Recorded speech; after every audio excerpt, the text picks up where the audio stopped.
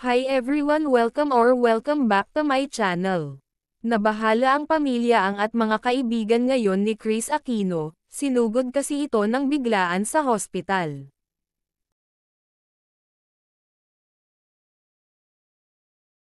Naging tahimik si Kris Aquino sa kanyang social media, ay dahil may pinagdaanan pala ito, naggrabe ng bigla ang kanyang autoimmune diseases ay tumaas.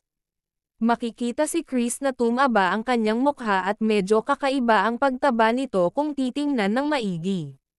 Noong nakaraang buwan lamang ay nag-update ito na tumaas ang kanyang timbang, pero isang linggo, na itong tahimik sa social media, ay dahil pala ay nasa hospital ito.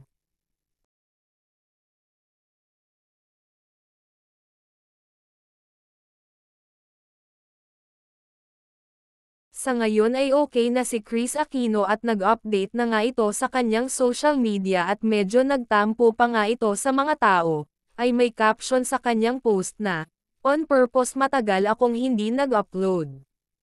I have to admit if I told you what was happening, some of you may stop praying because my autoimmune diseases were increasing in number, and my life-threatening ailments needed me to make a brave choice.